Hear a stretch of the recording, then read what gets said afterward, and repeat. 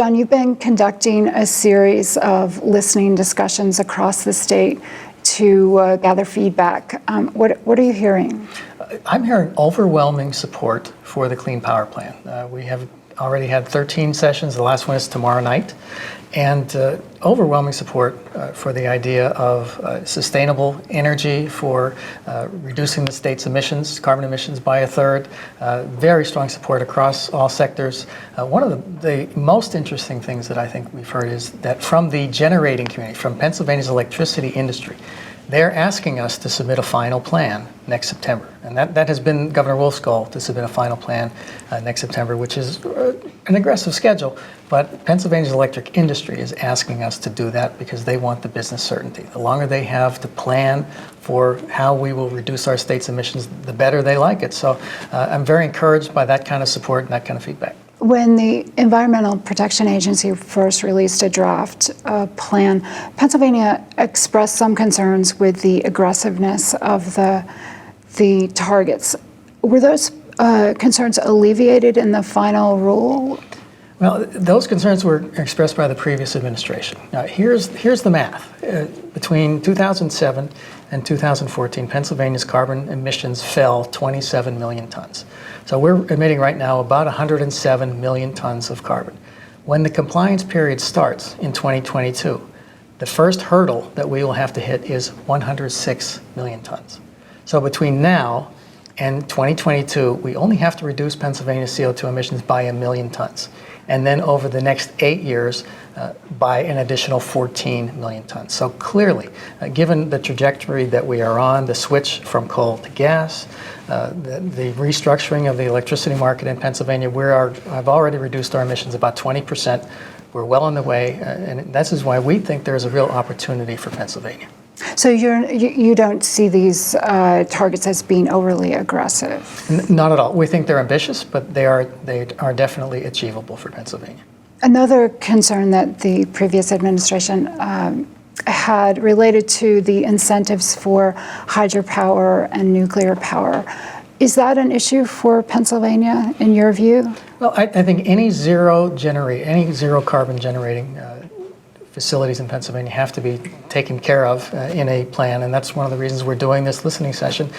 We have some hydro assets in Pennsylvania, and nuclear power in Pennsylvania is 34% of all our electricity generation. So we have to be very attentive to what the needs are of that particular element of the industry, and we have asked the nuclear power generators in Pennsylvania to give us their best shot, their best advice on what this clean power plan needs to look like from their perspective, so that we can bake that into our planning. When you look ahead 5, 10, 15 years, how do you see the state's energy portfolio evolving?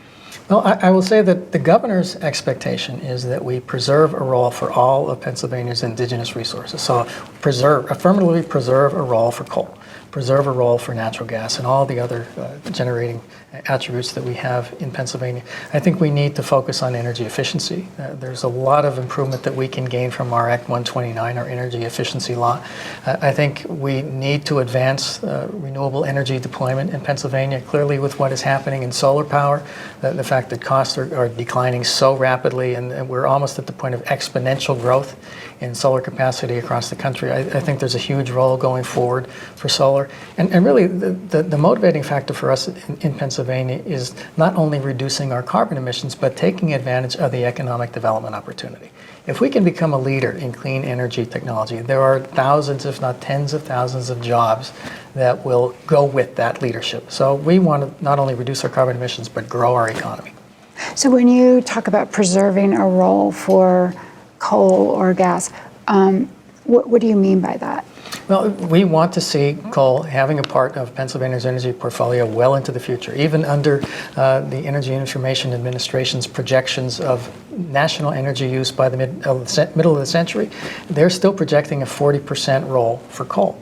So coal's not going away. The suggestion that coal will somehow go extinct in the next decade or two really doesn't stand the reality test. Cleaner coal, I think, is a big opportunity. We would like to grow carbon capture and carbon utilization technologies in Pennsylvania.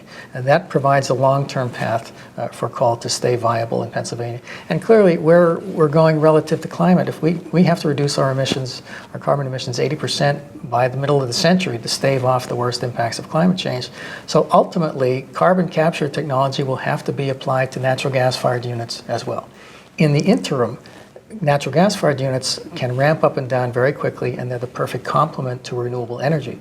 So we have an opportunity in Pennsylvania to take advantage of a rich source of natural gas and advance the cause of renewable energy at the same time. So it's all about threading needles here.